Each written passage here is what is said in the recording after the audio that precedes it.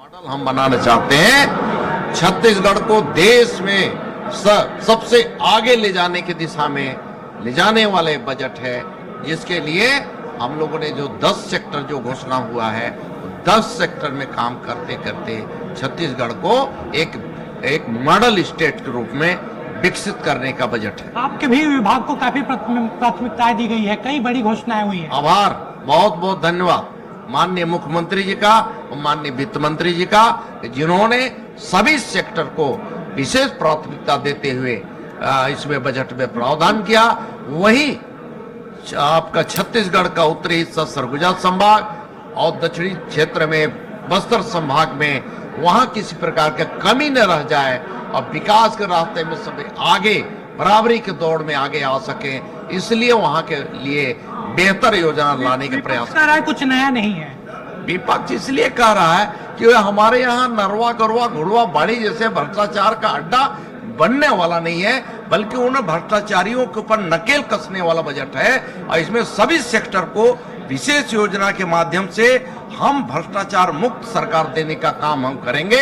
इस प्रकार की योजना हम बना के ला रहे हैं।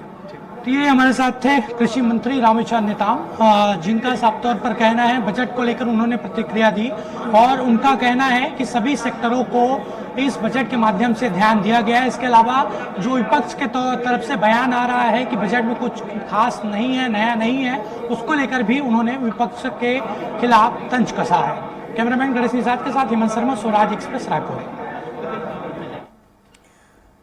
तो बजट भाषण खत्म हो चुका है। वित्त मंत्री ने अपना भाषण देने के दरमियान ये बार बार उन्होंने कहीं ना कहीं जिक्र किया है कि अमृतकाल की नींव का ये बजट है।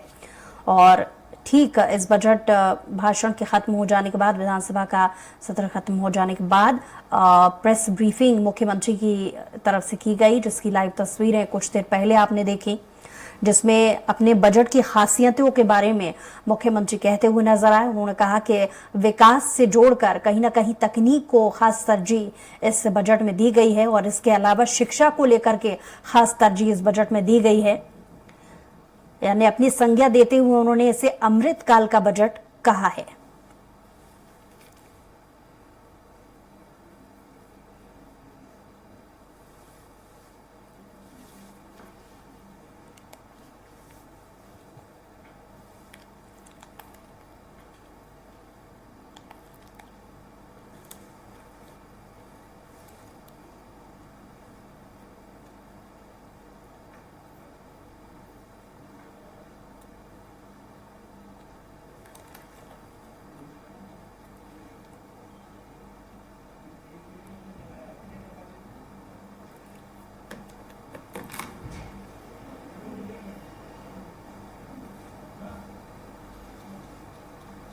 हमारे साथ सीधे हम बात करेंगे, युवा एवं खेल कल्याण मंत्री टंकराम वर्मा जी है। इस बजट को किस रूप में देखते हैं? देखिए, ये बजट जो है छत्तीसगढ़ को बहुत आगे ले जाने वाला है, समृद्धशाली बनाने वाला है और हमारे देश के यशस्वी प्रधानमंत्री जिनका संकल्प है कि 2047 तक भारत को हम विकसित राष्ट्र बनाएंगे, उसकी दिशा में एक नई कड़ी है और सभी वर्गों के लिए बहुत बेहतरीन, बहुत अच्छा बजट है।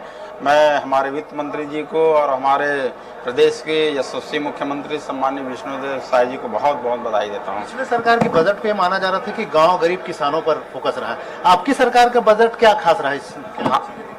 हमारे सरकार का जो बजट जो है सभी वर्गों के लिए, गांव के गरीब के लिए, किसान के लिए, मजदूर के लिए, महिलाओं के लिए, सभी के लिए, सबको साथ लेके चलें, सबका साथ सबका विकास। खासकर आपकी विभागों की बात करें, युवा एवं कल्याण, खेल, इसके लिए क्या क्या प्रावधान किए गए प्रमुख रूप से? बड़े बड़े कुछ देखिए, हमारे विभाग में छत्तीसगढ़ की जो उत्कृष्ट प्रतिभा है उसको आगे बढ़ाने के लिए छत्तीसगढ़ की जो क्रीड़ा प्रोत्साहन योजना शुरू किए हैं, उसमें सब युवाओं को हम आगे ले जाएंगे।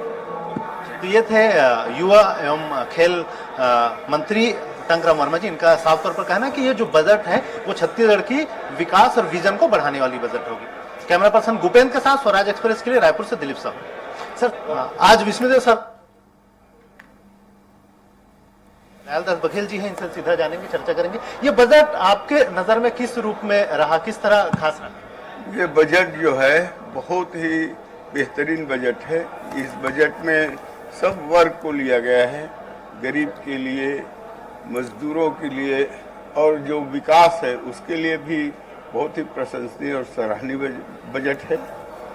जो आज खास करके आपके विभागों की बात करें तो क्या क्या प्रमुख प्रावधान मेरे विभाग के लिए जितना है, गरीबों के लिए है, राशन सामग्री का वितरण है, धान खरीदी का है, ये सब मेरे विभाग के लिए भी बजट में दिया गया है। मैं तो माननीय मुख्यमंत्री जी को और माननीय वित्त मंत्री जी को आभार व्यक्त करता हूँ जिन्होंने बहुत ही बेहतरीन बजट बनाया है। सब मैंने टेक्नोलॉजी को बढ़ाने की बात की, हर क्षेत्र में टेक्नोलॉजी को भी बढ़ावा, वो टेक्नोलॉजी को भी बढ़ाने का काम यानी हर चीज को छुआ है सरकार ने, हर वर्ग को लिया है, हर समाज के लिए काम किया है सरकार। शिक्षा से लेकर स्वास्थ्य से लेकर सबके लिए भी राशि आवंटित की गई।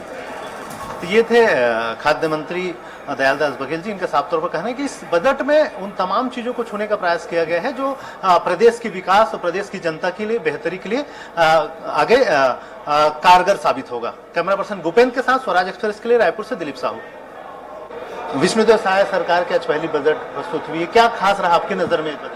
1,47,000 करोड़ का बजट है, 22% पूंजीगत व्यय में वृद्धि है और जितनी मोदी जी की गारंटी है सबका प्रावधान है और ऐसा कोई क्षेत्र नहीं है जिसको स्पर्श नहीं किया गया। पिछला सरकार गांव गरीब किसानों पर फोकस करने की बात कही जा रही थी, इस बजट को, आपकी सरकार के बजट को क्या मानते हैं, किन चीजों पर प्रमुख रूप से फोकस किया?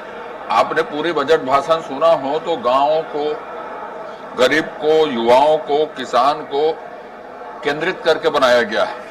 टेक्नोलॉजी की बात ज्यादा की गई कि हर क्षेत्र को हम टेक्नोलॉजी से जोड़ेंगे, इस तरह की। उनके लिए लगभग 260 करोड़ रुपए का बजट है और टेक्नोलॉजी से जोड़ने से पारदर्शिता आएगी, जवाबदेही आएगी, करप्शन कम होगा। तो ये थे अजय चंद्राकर जी। इनका साफ तौर पर कहना है कि ये जो बजट है वो सभी वर्ग को ध्यान में रखते हुए लाया गया है। कैमरा पर्सन भूपेंद्र के साथ स्वराज एक्सप्रेस के लिए रायपुर से दिलीप साहू। विष्णुदेव सरकार की बजट प्रस्तुत हो गई है, करीब 1,47,500 करोड़ रुपए की बजट प्रस्तुत हुई है और पिछले बजट से इसे 22% अधिक बजट प्रस्तुत हुई है। इसको लेकर हमारे साथ कांग्रेस के विधायक कुंवर सिंह निषाद जी हैं, सीधा चर्चा करेंगे, जानेंगे ये बजट को किस रूप में देखते हैं। बजट को किस रूप में देखिए अलग बात है, सबसे बड़ी बात पूंजीगत होती है और राजस्व है। इन्होंने 20% वृद्धि की बात की है। सबसे पहली बात कि जिस हिसाब से छत्तीसगढ़ की जनता ने एक विश्वास और उम्मीद के साथ इन्हें अपना नेतृत्व सौंपा था, लेकिन मुझे नहीं लगता कि ये किसानों के साथ, मजदूरों के साथ, गरीबों के साथ और खासकर उन माताओं बहनों के साथ न्याय करेंगे जिनका इन्होंने वादा किया था।